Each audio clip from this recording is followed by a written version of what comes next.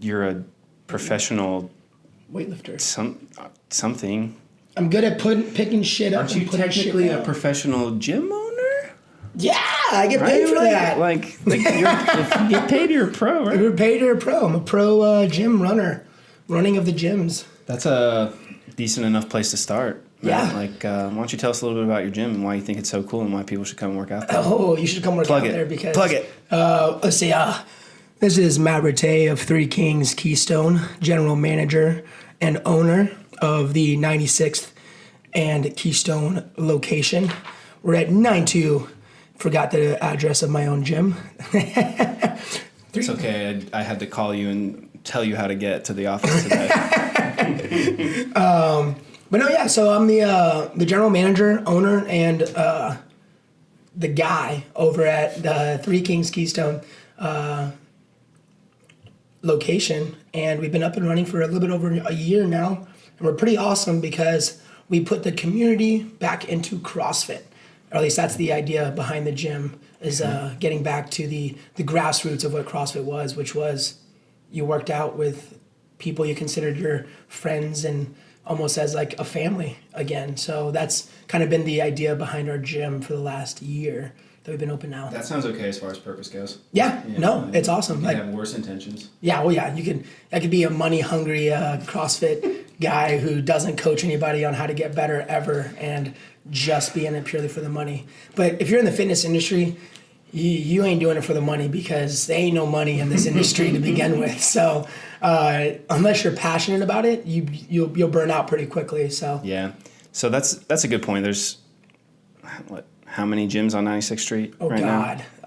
Right around you. Name off at least 9 or 10. Throw a rock and hit 4. Yeah, exactly. On accident. I've got one like less than a mile east of our location. I've got one that's less than a mile north of our location. Right. I've got 2 that are less than 2 miles west of us, and then I got another 2 just south of us. So Indianapolis is all CrossFit gyms. All CrossFit gyms. Every one of them, like. That's so cool. And not even that's just CrossFit gyms. You got like F45. They're not too far away from us either. Hot room yoga right there. Hot room yoga is literally on the same strip. Like now, granted, a little bit different clientele, but for the most part, like if you're doing fitness, if you're doing CrossFit, like a lot of our members still do yoga and still do like a little bit of everything. So, but I think that's probably why we do so well is that we don't leave any of our members into any like one particular niche. Right. That's what CrossFit is. CrossFit's it's for the general population. It's for the generalists. We're not specialists in anything. Well, you guys aren't Three Kings CrossFit anymore either, right? You're Three Kings Athletics. Athletics, now, right? Yeah. Anything that was a name change that kind of happened because CrossFit kind of has a negative connotation to it. That's not all you guys do either, right? Yeah, we have sports performance. We have kids that are coming for agility classes. We have gymnastics classes. We have just strictly weightlifting classes. I was going to say, you teach some specifically weight training classes yourself, right? Yeah, just purely the Olympic lifts, the snatch and the clean and jerk. Right. So, yeah, we're not just a CrossFit gym anymore. Like, you kind of have to grow and expand. So as CrossFit has grown over the years, like you said, you get a little bit more niche-y with, like, the specifics of, like, gymnastics only, of weightlifting only. And then you even got people who are crazy enough that all they want to do is cardio, and I don't know why they want to do it, but that's why you have like our beats classes where now it's more of a aerobic capacity training class. So Melissa, that's the way she uses it is whatever she's in the mood for. Sometimes it's a time issue, but usually it's whatever she's in the mood for. If she doesn't feel like doing a CrossFit class, she'll just go to beats instead. Yeah. So some people like to like cross train is what that is like. So, and I tell people it's a great thing to do because the worst thing we say in CrossFit, routine is the enemy. Getting stuck too much into a routine, your body just gets stagnant. Everybody's kind of been there. You go through the same bodybuilding like cycle 3 times in a row, and then all of a sudden the gains are gone. Right. And like you get to that plateau. Well, if you're never doing the same thing ever, your body can never really adapt to that one thing because you're always changing it up. Granted, there's like a list of like 500 movements that we do pretty regularly, but it's a list of 500 movements that you cycle through, so it's never really boring. And that's why a lot of people come into the CrossFit side of things. Like Mel, like you said, she started off with the beats and like she did that pretty regularly, got her base fitness going, and then she I necessarily got bored of it, but you start to want to add some more things in. Like it's too easy. It gets too a little bit too easy. And then you add in the barbell, and then now you add the barbell element into it, which barbell isn't a whole lot in beats at all.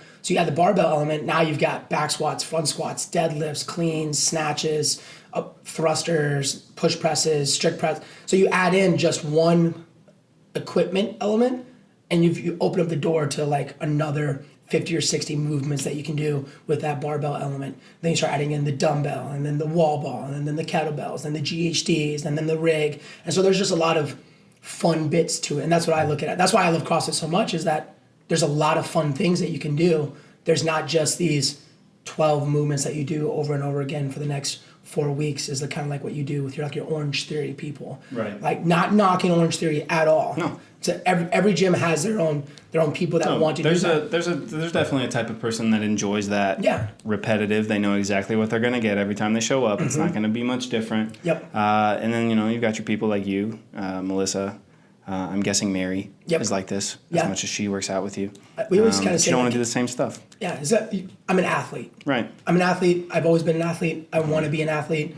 Athletes want to do everything. They don't want to be stuck into one I thought thing. for sure you were going to throw athletes want to do what athletes want to do. I was like going to that, roll though. my eyes. But athletes want to do what athletes want to do. So Man, you said it anyway, didn't you? Yeah. Oh, you said it first, so I thought it'd be okay. This is my fault. So we made your brother happy. People know why you're here now. Yep. People know why you do what you do. Your relevancy is stated. It's getting there. So let's go backwards. Okay. Tell me about your childhood. Tell me about who you are. Tell me about how we got here. Why are these things important to you? How did they become important to you? Yeah. So to dive down that rabbit hole. So growing up, I was not in good shape. I was short, fat, Asian, wore glasses. Wait, does Asian have something to do with being out of shape? Yeah, it absolutely does. Asian, out of shape. I was Asian, I was short. Like, come on, Asian man. people, you can tell like when they're really out of shape because their cheeks are the first thing that get filled. So if you look at old pictures of me, cheeks, and to the point where they're so big that my eyes are already pretty squinty as is. And so the big cheeks with the squinty eyes, like you can tell when an Asian person is a little bit overweight because you can't tell if they're looking at you ever. So that's how you know. Yeah. I'm pretty sure that's racist, but I think you're allowed to say it. So again, speaking from experience, I lived it, and that's where I was. So I'm just not allowed to comment. You can laugh. I can laugh. You just can't laugh too hard. Can't say anything. I'll just sip my bang. But no, yeah. So I wasn't always in the best of shape. I got into wrestling in middle school. I tried out in the 6th grade year, quit. It was too hard. Made it about a week, and I quit. So I was like, this is too hard. Like, this is really, really hard. Then I did it again the 7th grade year. Made it 2 weeks. Quit again. 8th grade year. I did it again. 3 weeks. Made it the whole season this time. But now, Goodness. But the thing is, and this is actually an important thing towards getting all the way down to where I'm doing CrossFit now. So 6th grade, 7th grade year versus 8th grade year. The difference was that in the 8th grade, I had friends. 6th and 7th grade year, I didn't have friends on the team. I didn't have friends that were there to talk to, like after sessions of like wrestling practice and all that jazz. 8th grade, I had done football prior to wrestling. Made friends in football. They all said, hey, you should come out and try out for the wrestling team. They had no idea that I had already tried out in the 6th and 7th grade year prior to and had quit. So I was like, yeah, sure, I'll do it with you guys. That's what was the difference. And so I had a group of people that were also there with me as I continued to wrestle, got a little bit better and better and better. Then you go on to high school. I continued wrestling in high school, ended up being a 2-time state placer, 7th and 3rd, 7th my junior year, 3rd my senior year. And I was ranked number 7 in the nation at one point in my senior year. To go from quitting wrestling to then going on to be one of the best in the entire country in wrestling, and it all stemmed from that 8th grade team of people, of friends that helped keep me in it. So now you fast forward to CrossFit now, where again, at the very beginning of the podcast, I talked about how the idea for my gym was bring the community back to CrossFit. Why do I feel that's so important? Is that unless you have support, like a support staff in me, my staff, and then the other members of the gym, there's a mantra that we say a lot, and it's kind of like our gym mantra, and it's iron sharpens iron. So it's from a Bible verse, and the Bible verse goes, as iron sharpens iron, so does one man sharpens another. And so that was our gym mantra for the last year.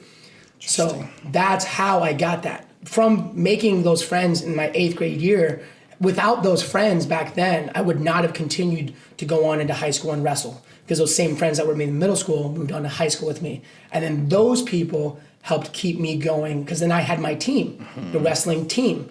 And so again, you go in there every day. And much like CrossFit, wrestling is an individual person putting work together with a group of like-minded individuals. So on a wrestling team, I could have done really, really well. I could have had a successful day if I won my match. Everybody else could have lost. And yes, the team would have lost, but I individually did not fail. And that's something that I really liked. If I put in as much hard work as I wanted, I would still get my end result. Same thing goes with the CrossFit gym. You're surrounded by a group of people who hopefully have the same mindset and mentality to make you better, okay? And again, I'm establishing that by being the owner and telling people we are here for each other. We are not here for you. I'm not here for John. I'm sorry. I'm not here for me. I am here for John.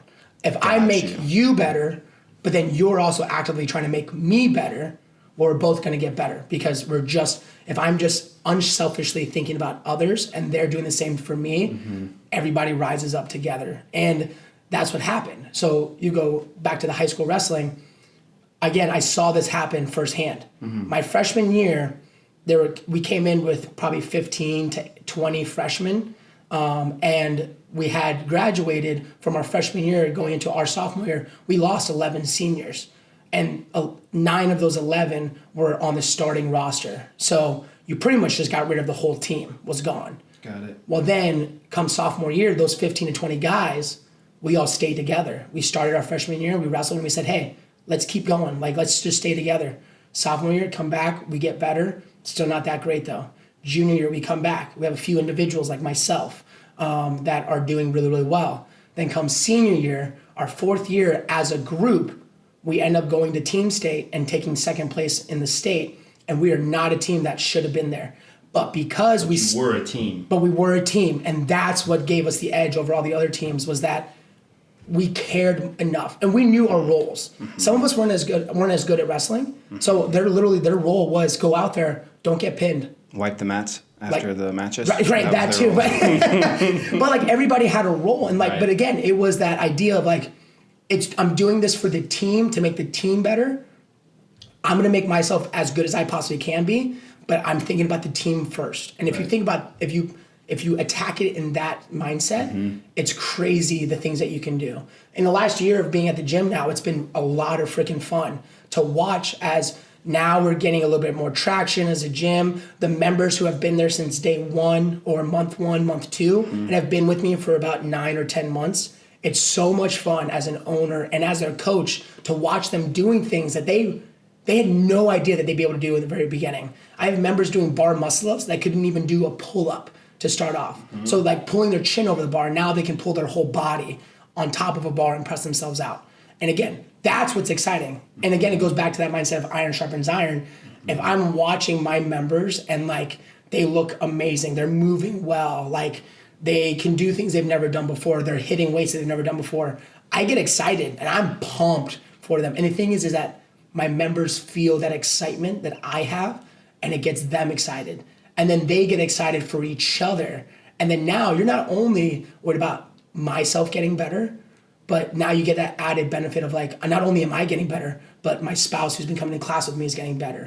One of my best friends that I've now been working out for 9 months, I get to share in the excitement of watching them grow. And now my members get to see the ball from my side of me, me watching them get better. They get to watch their spouse get better. They get to watch their friend get better. And then that makes the whole experience that much more fun for everybody that's included. So, and again, this goes to another thing that I tell my staff: the hour that they're in the gym, it's going to be the most fun that they've had all day. Right. I tell my staff, I'm I don't care how you do it, but some way, figure it out, find a way, because everybody's different. Some people like to be coached, and that's what makes it fun for them. Some people like being told, like the nitpicky, like the tiny details of like how to do a back squat, and this is why you never see me. Right. I don't want people to talk to me while I'm working out. Right, like, and some people... I would rather just have my headphones in and everybody leave me alone. For me, it's part of it is the weight loss stuff and the starting out by being embarrassed, right, to be in the gym in the first place and just wanting to be left alone, and then I just worked out alone for so long. Yeah, it's just what is comfortable. But yeah, I know I totally get that. I don't want someone screaming at me while I'm trying to do my thing. I just want to do my thing. Leave me alone. And so yeah, like anybody that needs that community thing for their workouts, I get it other places. Like you know, like we're very close as a company. We're very communicative is I guess the best word. So I get my community other places. I don't get it from my workouts. Yeah. But yeah, you got to get that somewhere. Some kind of social people are too social of creatures. You got to get that somewhere. Yeah. It's a little more convenient, I think, probably if you like working out with people because you can kill two birds with one stone. Yep. That's not where my life is right now. Yeah. But and I mean, that being said, like for me, like I get pretty burnt out because I mean every class hour I'm being social. You always have to be on. You always are on, and so when it comes to like my own lifting now, it's a little bit less social. I put earbuds in and This is a good spot. You just used the word burnt out. Yeah.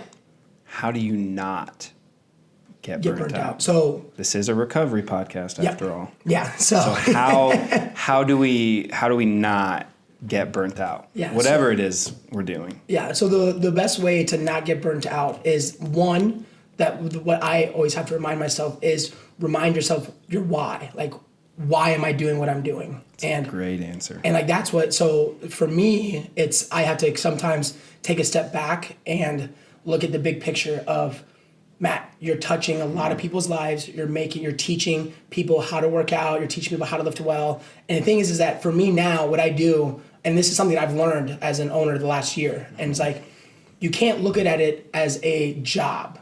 Like it's not, because that's not what it is. It's your life. It's your life. It's your, this is my career. This is what I want to do when I'm 60, right? Hopefully I'll be on my way out to retirement by a little bit after that. But is that really what you want though? But that's the thing. Answer honestly. You really want to retire? This. No. You really want to retire? No. I don't see you retiring. Right. I don't see you. Why would you ever stop? And that's the thing. I'm passionate about this, right? I was one of those people that was dumb enough to keep doing something that had zero money in it in the very beginning and actually cost you more to make. Like I would drive 45 minutes just to get up to Noblesville, like there and back to my parents' place. I remember those days. Yeah, that was when we first started becoming friends. Right. Yeah, dude, you were driving all over the place. Yeah, I was like logging like 200 miles like a week in my car. That's why I drove a little tiny Chevy Aveo that was... man, like, I think you literally drove that thing till the wheels fell off. Literally. I think it literally... I'm currently working on my second one that's a Ford Focus. Again, all these cars, like I'm picking fuel-efficient cars for a reason. Like you think I want to drive a big old pickup truck that's got... freaking diesel blowing out of the sides. You can't drive a pickup truck. It's too much contrast. Right. You're too small. You can't do it, man. I'll just laugh at you every time I see you.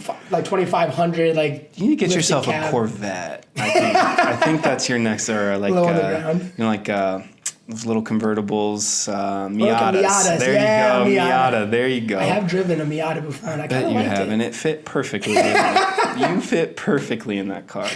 It's kind of like Jared driving, was the old one that he had. The Mini Cooper? The Mini Cooper. That was perfect for Jared. Dude, I liked that. He liked that car a lot. Yeah. But that car was not easy to maintain. That's a BMW, sir. Yeah. It just says Mini Cooper.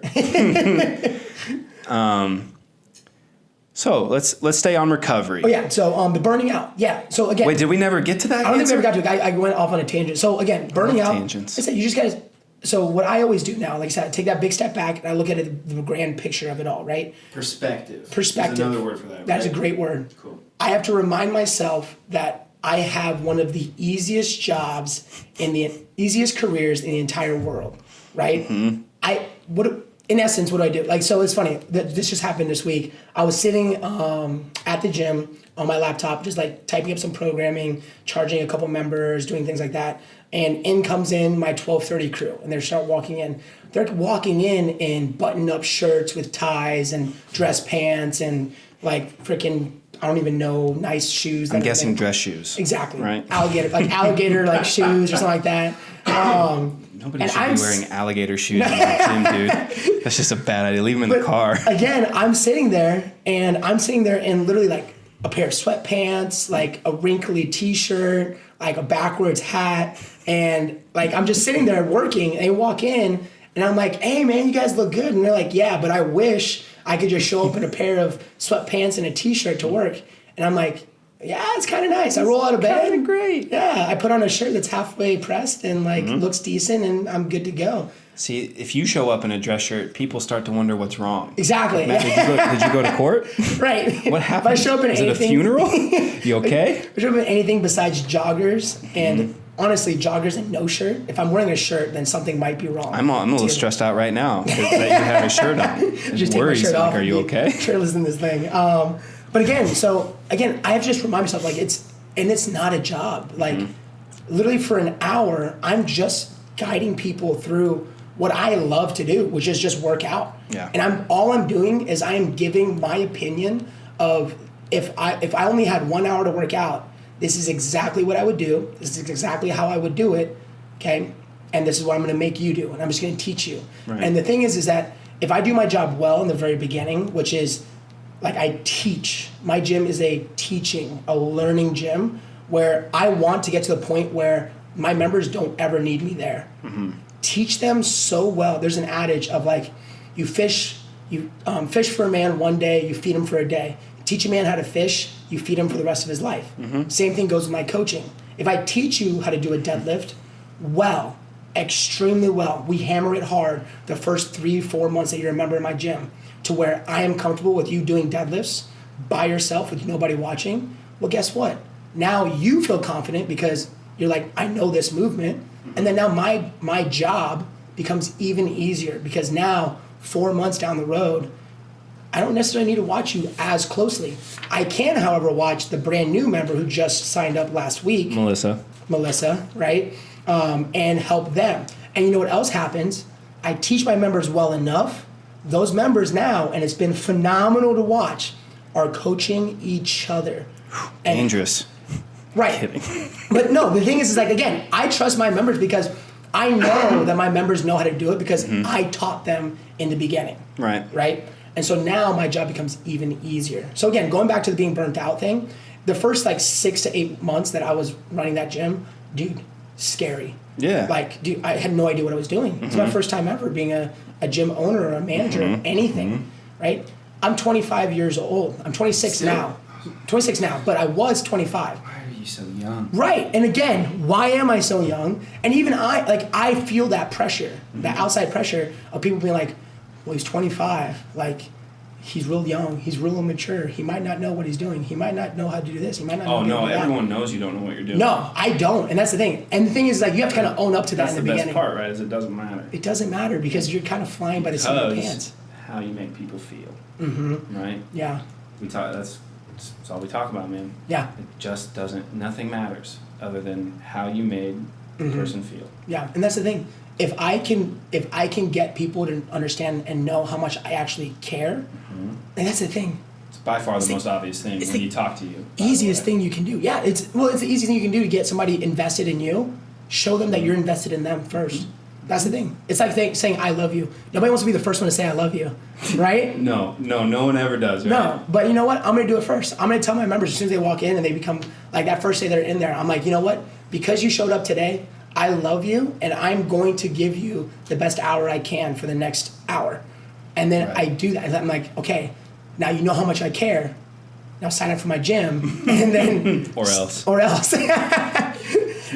So you're also, not only are you good at what you do, but you're a psychopath. Exactly. That's good to know. But you got to be a little bit crazy to be good at anything. Like, you got to be meticulous. You got to have the devil's in the details. There's something that they say, like, you don't know how, like, this is talking about the CrossFit games, right? you don't know how good you have to be to suck at the CrossFit Games. Right. Well, we talk about that too with like the NBA, the NFL, like how many times you've been sitting there with your buddies or, you know, a group of people watching a football game, a basketball game, and they're like, I just don't understand. Like that was an easy shot. And I'm like, was it an easy shot? Yeah, that was an easy shot with Shaq in your face, right? Sir. Exactly. Like, get out of here. Those are by far the best athletes on the planet, and you think you're gonna go out there and show them up? It's just one of those things. Like, of course, it looks easy when you watch on TV. Man. Yep, because you're not the one that's actively there doing it. You know how hard it is? Public speaking is one of the most scariest things to do. I'm still scared. By the way, universal, right? Universal. It's like there's what? 0.2% of the population that isn't terrified of it? The entire world is scared. I'm scared of it, and I do it every day for like at least a minimum of 4 classes a day. So 4 classes a day, I'm speaking of anywhere like from 5 to 15 people. Right. And all eyes are on you. And like, that's a scary thing. Like, and I'm even scared of it now. I'm bluffing with my muffin, dude. I'm making this stuff up as I'm going along. I don't know what that means, but I heard the word bluffing, so I think I'm picking up what you're putting down. But it's like I'm scared too. And again, people think it's easy to coach a class and run a class of like 15 people. Yeah, it is easy, just not easy to do it well. Yeah, right? Exactly. And that's the difference, right? Anybody can do it. Anybody can open a CrossFit gym. And that was kind of, to go back to your point of like the negative connotation with CrossFit, that was the problem, right? If I understand correctly, that it was just too easy to open one. Anybody with $1,000 burning a hole in their pocket can be a level 1 CrossFit coach. Yes, you have to pass the written afterwards, but dude, it's not hard. It's not hard. If you pay attention during the seminar. Listen, if you can get a driver's license, right? You can get a CrossFit certification. Yeah. And that's one of the biggest things that I hate about the CrossFit is that there's a lot of coaches out there who have no business coaching or teaching anybody how to do anything. Right. Because they're not teaching people. I'm not going to be naming names of other gyms. Yeah, please don't locally, do that. Right? Please don't do that. But like we know. Like we've had countless members that come in from other gyms and they're just like, I didn't know this is how CrossFit was supposed to be. Like I didn't know that you're supposed to get coached. And I'm like, well, how else are you going to learn the movements? Like how else are you going to be able to do a back squat? Yeah, we get a weird amont of CrossFit gossip in our recovery room facilities. Dude. So yeah, we get it. The community is a small community.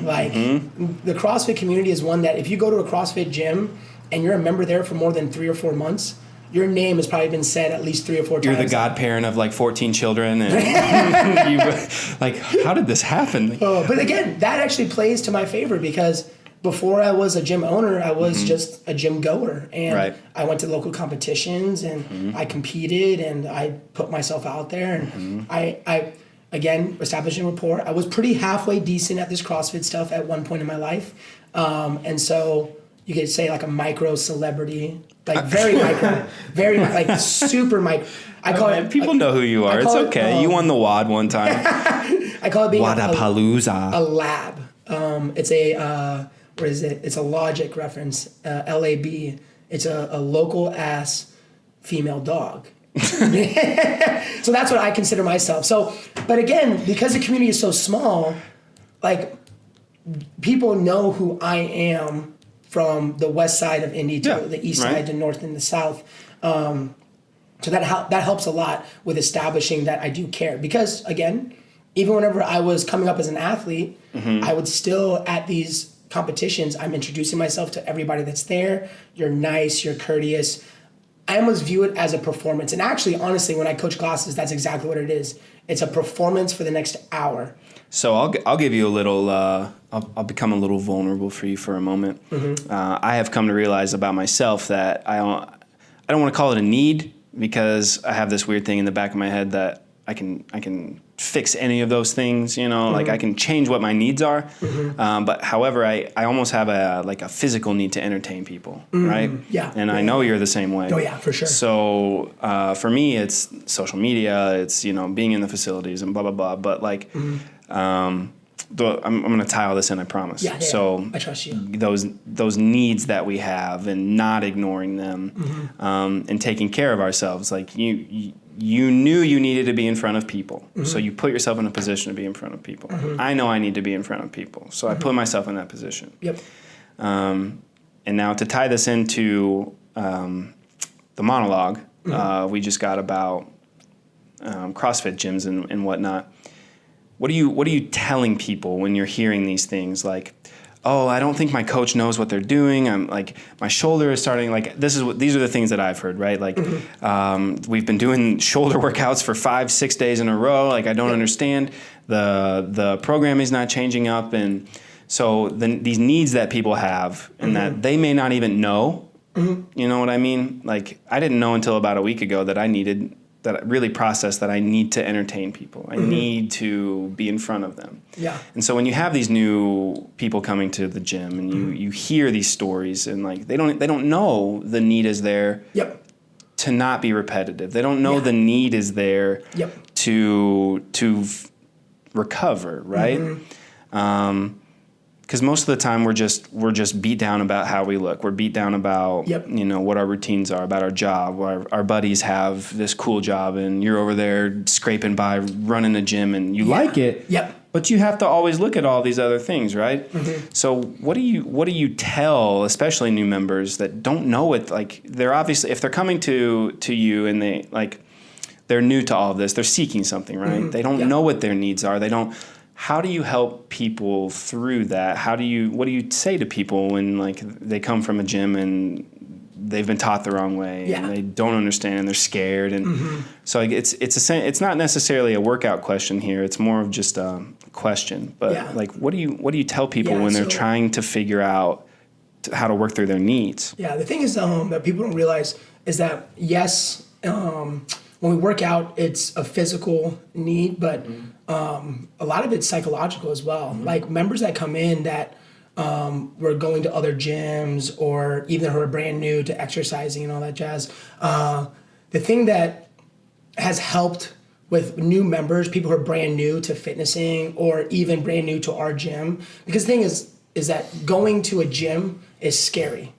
Going to a CrossFit gym is even scarier, right? Because most of the times when people want to go to CrossFit, they do the same thing. Almost everybody does it. They jump on YouTube and they YouTube CrossFit and they YouTube the CrossFit Games, and then now they see like the Matt Fraziers, the Katrin Davis daughters, the elite of the elite doing CrossFit, and then they get scared, and now they have that fear coming in to it. Sometimes, like you said, there are other members coming from other gyms that they come in and they're afraid because the last time I did CrossFit, my back was always in pain. But it's because they weren't taught how to do it correctly or anything like that. So whenever you get new members, the first thing you have to do is, like I said before, is you show that you care, right? That's the first thing I always do. Like whenever there's a first brand new member, I make it as fun as possible for them. For that hour, because if I can get them to smile or laugh at least once or twice in the class, 9 times out of 10, they're going to have enjoyed that hour of their time there. And then if you get them to laugh or smile, that shows a level of comfort of being there. Right. And then now showing them what they need. Like, so say somebody comes in and they're like, my back has always been hurt. That's the first thing. You go up and you just talk to the members. I think too many times people forget that people are people, right? Like you're John. John has a life. Right. John has things that happen in his life that might be causing him stress, that might be affecting him in the gym. Right. I only see our members for at most an hour and 45 minutes of the 24 hours that the day is there, right? So I can only influence them for so much for that hour and a half. So what happens is that I tell them, follow my social media, follow Mary's social media, and then start looking at the people and the things that we look at, and the people and the things that influence us. Right. Because then when you join the gym, you're not just joining a gym, you're joining a different lifestyle. Right. You kind of went the exact direction I was hoping you would go, and kind of what the first podcast we did, Eugene talked about this a little bit too, but that you almost don't attack anything physical at first, right? No, it's all an emotional. Your first 2 to 3 to 4 impressions you're making on these people is at the emotional level. It's at the mental level. Yep. And so that was exactly where I was hoping you would go. Was if you're not taking care of the why, you talked about earlier, the why. Yeah, the why. If you're not talking about the why, if you're not taking care of, if you're not making people feel loved, essentially, they're not gonna work out. They're not gonna come back, and they're not gonna. So like, if I didn't think people enjoyed what we were doing with our social media, if we didn't get positive feedback ever, and like, if you never got told like, hey Matt, I love coming to your classes, would you keep doing it? No, not at all. Because then that means that there's something's not going right. Right. And it's not necessarily that, you need pats on the back, but everybody, like, it's just, I'm trying to stick with this theme of community, since that's kind of where you took it. But, and that's kind of what I want the theme of the episode to be now, after going through all of this, is the need for people to have a community, whether it is a small group of 3 friends, whether it's an entire CrossFit gym, whether it's the north side of Indianapolis because you're just so gosh darn involved in anything community fundraising, like whatever it is, that need for community has to basically the need to feel needed, the need to feel loved has to come before other things, and taking care of the mental aspect of your perspective, your community, all these things. You have to take care of your brain first. Yeah. I mean, dude, there's so many times that we get new athletes that are just emotionally broken. Right. Like, the gym has been ruined for a lot of people out there. Like, going to the LA Fitnesses or something like that, where like you go by yourself and you don't have, I mean, you think about like any elite level, anything, where it's an actor, it can be an athlete, it can be, the one thing that you always hear them talk about when they're getting when they're giving out congratulations is my support staff, my team, the people that were around me that helped me. Good point. If you don't have that, that's a really good point. So if you're going to LA Fitness and the only support staff, because I was the same thing. I did bodybuilding before I got into CrossFit. After my wrestling season, after wrestling was done and gone and a thing of the past, I went to the bodybuilding route because that's the only thing that I saw that was out there. Well, bodybuilding, when you pop in your earbuds in your ears and you go into the gym, it's literally just you and you. And yeah, you can grow from that. And people do need to spend a little me time to find out who you are. But I only made it for like 8 or 9 months before I started getting burned out, right? And again, it's because you don't have that support. But then I started having my little brother, just having one other person go to the gym with me. And then all of a sudden now it's a little bit more fun. Like, I'm enjoying it. And like my brother was actually one who taught me into, hey, you should do a show. Like, you should try to go do a show. And I tried. But right before I found that show, I found CrossFit. And I was like, this is wrestling and fitness, the idea of individual and team being put back together again. And so that's why like I was able to dive into the CrossFit world the way that I did. By the way, I just want everyone that can't see me to know that you just pretended that I was still sitting here that entire time, and I actually got up because the door opened. That was extremely impressive. I was staring at you. I was like, he's really looking, like pretending like I'm still here. Yeah. No, I'm impressive, sir. But no, again, like, so it goes back to that where if you have a support staff and a support group, it just makes everything a lot easier. So again, whenever you first have those athletes come in that are broken, the gym has ruined them. They went to the LA Fitness and they made it about a month. And if anything, dude, people at like LA Fitnesses and other gyms that are like more individualized, dude, it's freaking high school. People are there talking about each other, pointing each other out, saying like, why is that person even here? I hate that. I would, when I first started working out, so for context for everybody that doesn't know my story, most of you probably don't, I was about 390 pounds or so, maybe like 6-7 years ago, so started losing weight, but I would not go to the gym. I went to Anytime Fitness in Columbus. I wouldn't go before like 11. Yeah. And first of all, you shouldn't be working out at 10:30, 11 at night. That's not not good for your body. Right. Yep. And so doing a little bit of damage there, but just I wasn't going to go when people were there. When people were there, yeah. Like, are you serious? I'm not going to go work out in front of people. Yeah. Like, and the thing is, like, no. And it's almost, and then like, I remember whenever I was working out there, if you did anything that was above like a 5 on the volume level. Oh, no, you're thinking Planet Fitness. Dude, well, and dude, even I went to Anytime Fitness. Are they like that now too? Well, maybe Columbus is just too redneck and they don't care. Columbus, they're like, I don't care if you drink. Me and my brother are like, dude, we're getting after it on like some incline bench press and like doing like a drop sets of like 50, 40, 30, 25. And so we're like, like breathing and like intensity. Excuse me, I think you guys have progressed a little beyond Anytime Fitness. Right. We need you to find a different gym. You're a little too strong. So as soon as you, like, it's almost like you get put down for putting in effort. Like, because you're at an intense level. It's like, he literally came out and said, you guys are being a little bit too much. You're scaring the rest of the members. And I'm like, the rest of the members should be training like this. You're like, sir, I'm 5'1".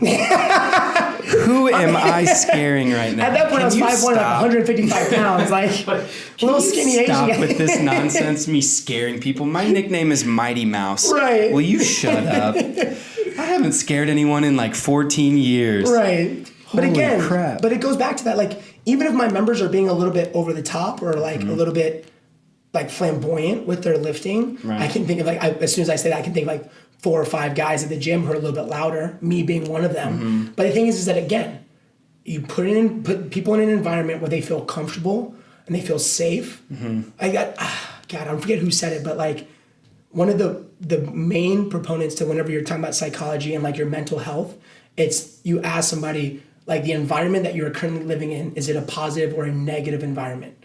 Like, just your life in general. Do you feel like you're always being watched and being judged? Or do you feel like you're never being judged? The people you surround yourself with, like, support you fully. Which one of those is going to be better for you? The people who are... Pretty obvious. Right? Like, people are scared to do things because you miss 100% of the shots you don't take. Right? Yeah, man, it's weird. People get upset by those, like, whatever the word is, but those old phrases, the classic phrases. They're like, oh, that's so corny and cheesy. Like, yeah, but you know what? It's like, just like Asian people know how to do kung fu, some stereotypes are based loosely on facts. A lot of Asian people know how to do things. Facts, my man. I'm really good at Taekwondo, and I've only did it for like a month, and I'm really good at it. So. Again, a Korean martial arts, and I happen to be Korean. Now we can't put the podcast up. I hope you're proud of yourself. But again, but that's what I'm saying is that if you feel like you're in a negative environment, guess what? You're gonna feel like there's nothing. Like, you're gonna feel like you're always being judged, and you can't put yourself out there. But if you're in an environment like, say, 3 Kings Keystone, where when you come to work out, people are excited for you to try at least. Like, that's the biggest thing. Whenever people fail at the gym. One, if you're not failing, you're not trying hard enough. Right. You've got to fail a couple of times. Like, you think that I've made it the entire like length of my Olympic weightlifting career, my entire CrossFit career, and I haven't failed? No. Like, was it there? I don't know the actual numbers, but it's like Michael Jordan has taken like 80 game-winning shots, and he's missed like... Shoot, Michael Jordan didn't make his high school basketball team the first time. So that's when they talk, people go back to a lot of the time. He didn't even make the team the first time he tried. So. And that's the thing. It's like, if you're in a negative environment, you're going to just always feel negative. So why not put yourself... And that's the thing. And one of the biggest things that I hate is whenever people say, like, I'll come try out your gym when I get fit enough. And I'm like, no. That's my job. My job is to get you fit enough. Right. But it's the thing, again, is that they probably went to some kind of gym before where they initially started and they were told that you're just not in shape enough to work out with us. Like, or made to feel that way at the very Or made to feel like that, yeah. Like, whenever people first come to our gym, like I said, I'm not trying to get them a phenomenal workout the first few times they're here. Right? Like, you're gonna get a phenomenal workout eventually. Right. But the goal, and there's something I learned from Ben Bergeron, who's a pretty well-touted CrossFit coach, and he has his own podcast, who's Chasing Excellence. Phenomenal podcast for anybody who does CrossFit or anybody in the fitness realm. So Matt is willing to come on your podcast, right? Just so you know. But again, it goes back to where it's like he says that the first couple classes that those members come into, he's like the goal isn't giving them a phenomenal workout. The goal is making them feel as comfortable and for them to have as much fun as they possibly can. Because those are the first impressions that you're going to be leaving on somebody. The first impression that if you meet somebody and the first impression you have of them is that they're a hard ass and they're like annoying, well, guess what? It's going to make the second meeting, the chance of you guys meeting non-existent. Right. You're going to be like, I don't want to go hang out with that guy. Why would I? The first time I met him, he was a bum and he was mean. Is that why you don't come hang out with us anymore? You guys are terrible. You disgust me. You disgust me. No, it's just because I'm lazy on my recovery. Don't say that. Don't do it. You'll be hurt and injured like me. Left hip. This is a great segue. This is great. I have 2 more questions for you. Okay. And then I'm going to let you go to your haircut. Oh, yeah. Okay. It's only 12. Oh, beautiful. We're okay right now. Oh, my owner just... If you hadn't got here a little early, we'd have been screwed. So things work out. Yeah, it worked out great, I think. So I remember specifically one injury that you had. Oh God, I just can't remember. You had to miss a competition because of it. Had to miss a competition. I can't remember if it was like you were trying to go to the games or if it was the Wadapalooza one year you missed because of it. Do you remember what I'm talking about? I'm trying to. And by the way, if this is I'll just cut this shit out. Yeah. I feel like it was a little bit after you started coming in, but I feel like you had to. I feel like you had to pull out of a competition because it was your back that you had hurt. And so what I want to talk about concerning that is just like.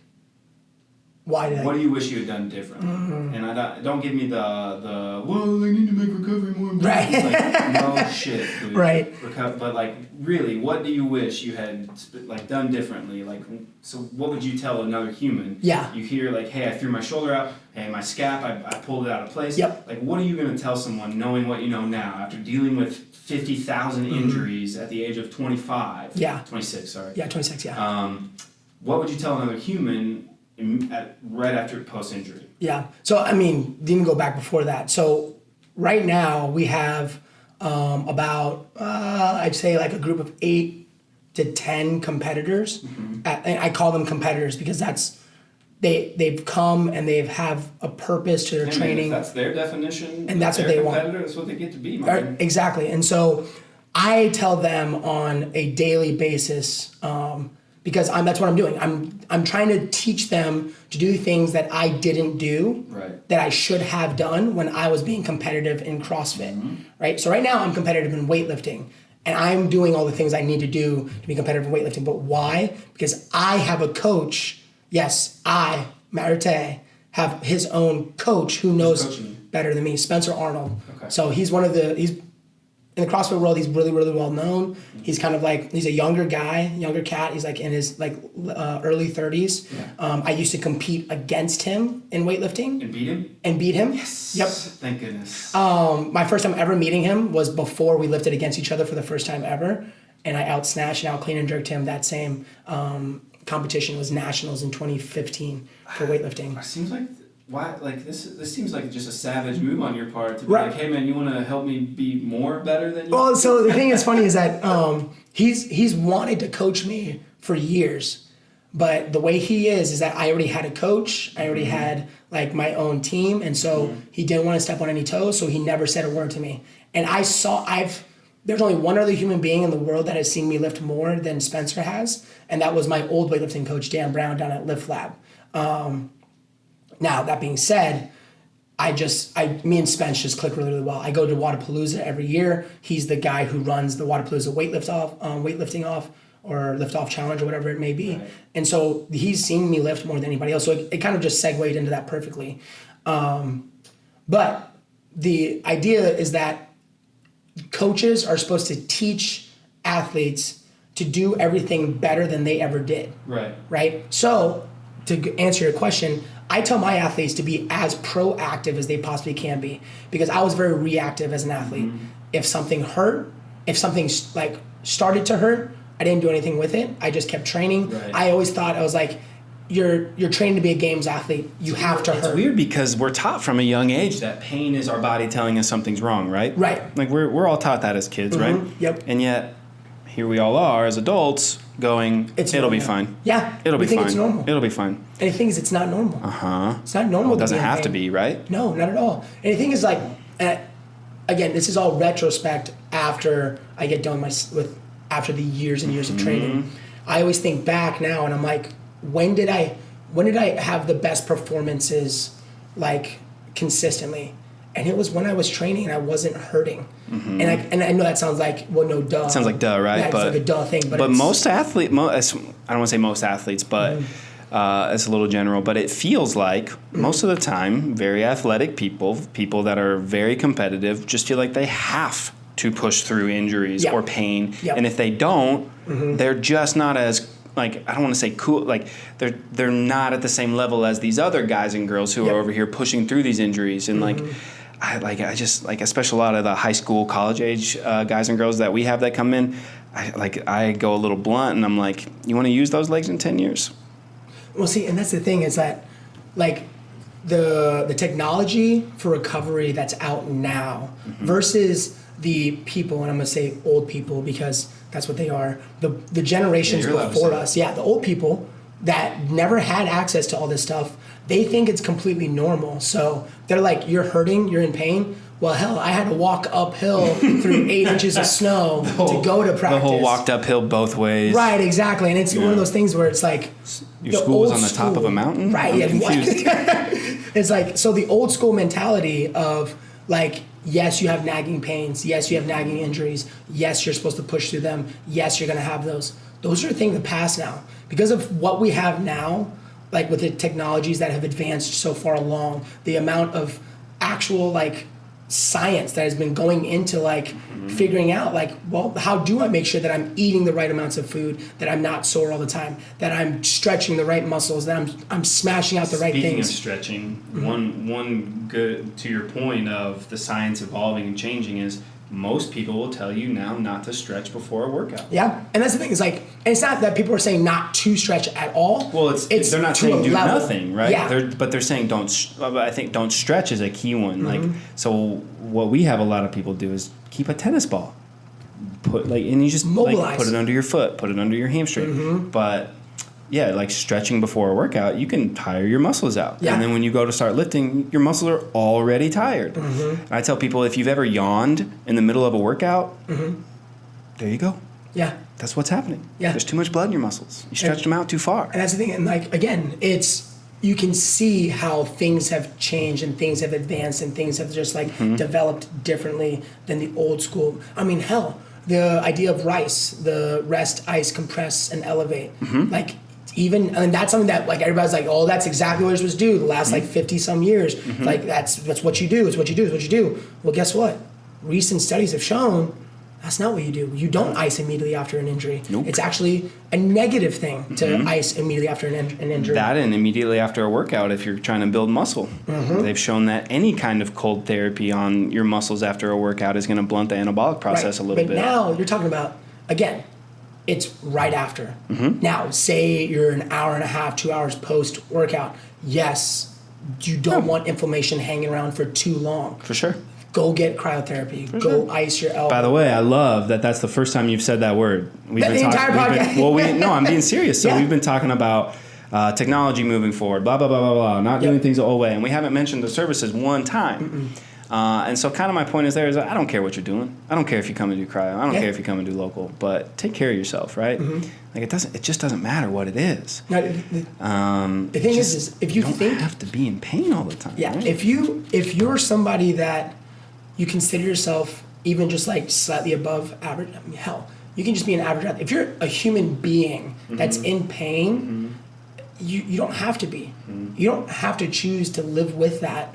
Like, obviously, yes, elite level athletes, they're really focused on not being in pain, not hurting, because it's a part of their daily committed careers. Like, it's their, like, for me, weightlifting is a side career of what I'm currently doing, but I'm working towards making it where I'm going to get paid to lift weights. Right, and so that's my end goal. If your goal is to get paid for lifting weights, your job becomes taking care of my body. Take care of your body. Because you have to. That's my machinery, right? It's like a farmer having a John Deere tractor. It's not going to last forever. Like, it just doesn't matter what you do sports-wise, athletics-wise. It's not going to last forever. Your body can't do it forever. No. You know this. And so it's a matter of how long can you do it. Yeah. Right? And then you also want to get the most out of it when you are using it. True that. So, again, like, I always use the car adage, but, like, say, like, a farmer in his John Deere tractor, right? He needs that tractor to work every day. Those guys have those tractors for like 70, 80 years, and they work like the day they bought them. And the thing is that what are they doing? They're tuning it up every single day. They're oiling their pieces every single day. They're making sure it's clean every single day. Well, guess what? Your John Deere tractor, like that's how you're working your job. Well, guess what? In order for us to function, not only get rid of the John Deere, get rid of the tractor, the farmer himself, if he wakes up the next day and he has a flu or he hurts himself, like lifting a bale of hay or something like that, guess what? You ain't getting paid that day because your ass is sitting at home not doing anything. Same thing goes for whenever you're working, right? If you go to your job and your back is hurting the entire 8 hours you're at work, you're not going to be very efficient. You're not going to be worth a damn for those 8 hours because all you're going to be thinking about is how much your back hurts. Mary, my fiance, just had shoulder surgery, right? She tried to go back to work. She's in pain. That bad. It's that bad. It's funny because I was making fun of her the other day. She's forwarded a couple emails for some Roche stuff, and it says wellness wheel instead of week. And I'm like, I've been like, man, I don't think Mary's ready to be back yet. And again, it's like it seems like a trivial, like a little mistake, but it's like, well, it is trivial. It just speaks to like that is not something that Mary normally does. No, she right? doesn't make those mistakes. That is not a thing Mary normally does. No.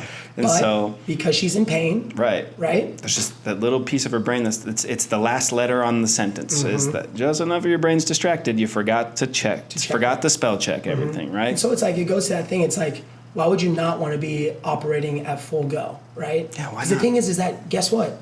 You know who the people who move up in your companies usually are doing? They're on full go all the time. You want to complain that I'm not moving up in my company, I'm not doing this or that. Well, it might legitimately be because you haven't taken care of your back, so you're not performing nearly as well. You're not sleeping as much as you need to. You're not drinking enough water. It all adds up. People don't realize that. They're like, they look at us like CrossFit people or the people who go to the gym more than 3 times a week, and they're like, you guys are wasting your time going to the gym. You could be at work working. Well, I also think that, but I don't say it out loud very often. But then you look at like the Fortune 500 like CEOs and like, dude, how many hyper successful people do you see that are fat? Very, very, very small right? number. It's not that many. Because exercising is such an important thing. They understand the importance of this being connected to this. You guys don't see it. I was pointing at my head. It's connected to my body. It's all connected. Yeah. Dude, to the point where like I used to work at a chiropractor's office. Stresses from life can legitimately pull your bones out of place. Yeah. Literally just from being stressed. Yeah. Like we had a lady who would have like debilitating migraines, and because the tension in her neck would get so tight. So the chiropractor that I was working for said, "Don't." You can say it. We like Harb. Charbel. So Dr. Charbel. We like Harb. He's a nice guy. I remember him literally prescribing to this woman, telling her, "Don't go to work for a week. Don't go to work. Like, don't travel for work. Don't work for 1 week." Guess what happened? That entire week, not a single migraine. The following Monday, she goes right back to work. Guess what happens when she gets to work? Has a migraine. Immediately. Yeah. And again, it's because of the stresses of her job. So she's not handling that well enough. You know what else he prescribed her? Exercise. Go exercise 3 times a week. And he's like, and see what happens. And guess what? A month later, she came back. She had gone to the gym only twice a week. She couldn't commit to the 3. Was she going to Three Kings? No, she doesn't, sadly. Which is okay. Again, you don't have to come to our gym. You're just not going to be as good a shape. In the company room. Charbel Harb is a great guy. Go see him. He's got a cryotherapy machine as well. He's got a little bit of all the stuff. Take care of yourself, people. See, that's one thing I tell my members too. I'll tell them, I'm like, I don't care where you go. Right. Do CrossFit somewhere.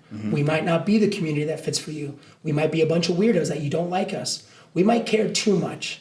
But go somewhere where you're going to do CrossFit and get exposed to the CrossFit lifestyle. If you're interested in CrossFit. If you're interested in CrossFit. So if you're interested at being efficient and working really, really well and not just one avenue. Don't you spin this pro CrossFit. Don't you dare. Don't you dare. That's what I said in the beginning. Was really good. You're good at this. I'll give you that. CrossFit is a lifestyle choice, not just a fitness modality. It's you change, like, people who have come and joined Three Kings Keystone have changed their lives and the way that their lives go about for the better. And that's what I've heard from all of my members, that whenever they start, like, we'll dial in the fitness side. You come to my gym 3 times a week, you've got exercise figured out, okay? You don't have to think about the exercise. You literally just show up, 4:30 class, Monday, Wednesday, Friday, exercise you're fine on. That kid takes one thing off their plate. Right. I tell them, okay, now you focus on nutrition because I don't see you for the other 23 hours of the day.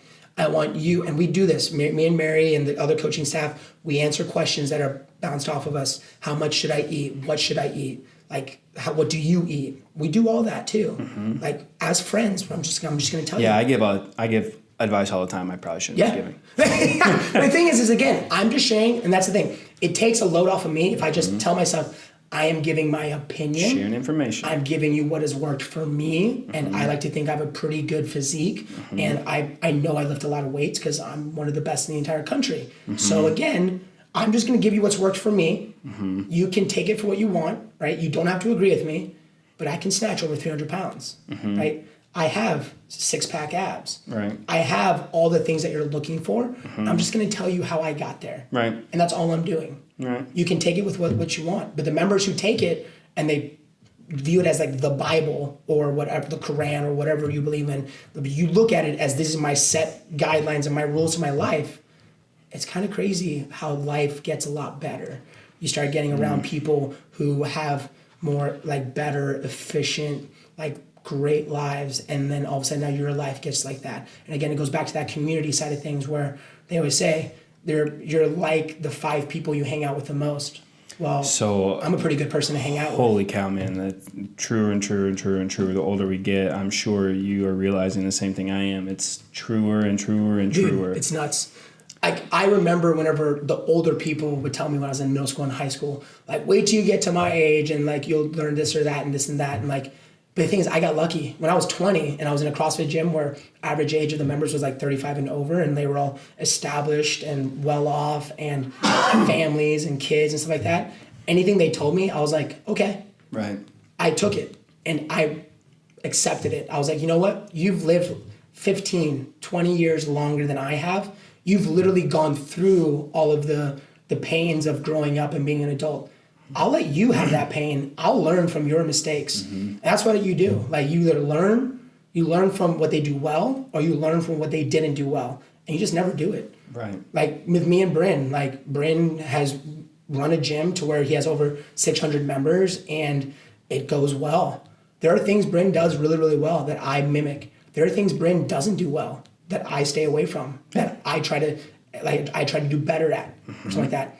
But again, it's one of those things where like you take what you're given and then you try to make it your own. And that's what and that's why you surround yourself with people, like you surround yourself with successful people. It's pretty obvious what starts to happen. You start to mimic them. You start to move the way that they do. You start to do the things that they do. You see what they're doing on a day-to-day basis. And then that starts to kind of filter into your life and you start to realize it. Like whenever I first started dating Mary, working 50 hours a week was completely normal for her. And so I was like, you know what? Working 50 hours a week is going to be normal for me too. It took some adjusting. It was becoming an adult and taking on more responsibilities, something I was not doing. Dude, that's what it was. And now that's just life. That's just what I have to do now. And now it's pretty easy. It's a year later. When you have decided for yourself, though, those things that you have to do turn into things you already wanted to do, right? Yep. You can make... Since you are an adult now. Yeah. Here's your opportunity. This is going to be the last question. Okay. And then I'm gonna let you get out of here. This has been fun, though. I think it's been a great time. Yeah. We're at an hour 3 right now. An hour and 3. Yeah. Didn't even realize how fast that went. Oh man. An hour? 5 minutes. Yeah, we've been here for an hour. Holy hell. The last question, and this is I think what we're going to be asking every person that comes on. Okay. If you could dictate for every human on the planet, every single person, if you could force them to change one thing about their daily habits, one exact literal change in their life, if you could force it on every person on the planet, what would it be? Sleep. Getting a minimum. Great answer. Getting a minimum of like 8 hours. And so I think it's important to, on the sleep note, to realize that everybody's different, and everybody needs a different amount. But yeah, it sounds like for you as well as freaking much as you're doing all the time. Yeah, 8 hours is probably about your minimum, isn't it? Yeah. Well, the minimum for me, for honestly, like if you're training like the way I'm training, I know like I've heard other podcasts with other like elite level athletes. Like I know like soccer player, really good looking, Ronaldinho or something like that. Ronaldo. Yeah. Gets a minimum of 10 hours of sleep a night. 10. Right. I'm lucky if I get like 6 or 7. Right. And you've chosen to put yourself in that spot where you're running a gym and doing other stuff and trying to get sleep and like you chose to balance all that. Yeah. Now, that being said, right, the nights that I do get 8+ hours of sleep, oh my God, what a drastic difference the next day makes, right? Yeah. You get 6 and like, yeah, you can function. But that's it, right? You can function. You can't thrive. Right. And the point is to thrive, right? Dude, the days I get like 9+ That wasn't hours a of sleep. CrossFit Thrive promotion. Which they're great too. Yeah. No, I love them. But again, if you get like 9+ hours of sleep, oh my, like make yourself do that. Like 1 week out of your entire life, you tell yourself, no matter what, I will get 9 hours of sleep for 1 week. And you tell me when you get done with that week that you don't want to get 9 hours of sleep for the rest of your life. Because, dude, you want to work at that point. Mm-hmm. You wake up the next day, you wake up revitalized. And, like, dude, the days that I do that, I get 10 days worth of stuff on 6 hours of sleep done in 1 day of 9 full hours of sleep. And literally all it is telling myself, turn off the Great British Baking Show 2 hours earlier than I normally would. And that's tough. For us, it's like murder mysteries. Dude, that's what it is for us. But again, like that's the one thing, like sleep. Yeah. Like 100%. Like I don't care, like all the other people that you interview with, they're wrong. No matter what they say.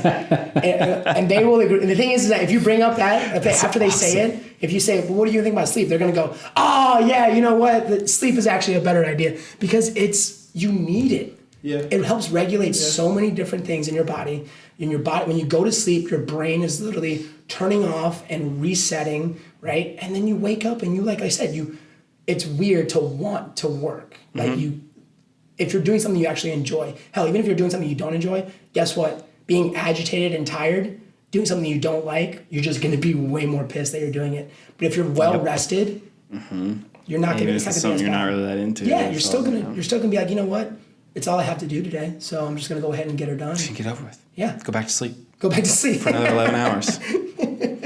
All right, dude. Very much appreciate you coming on. Yeah, dude. I think it was a great chat. I thought it was really good time. It was a lot of fun. Yeah, we'll do this again. Mm-hmm. If I have any more things to talk about, I talk way too much. It makes my job a little easier. Yeah. For sure.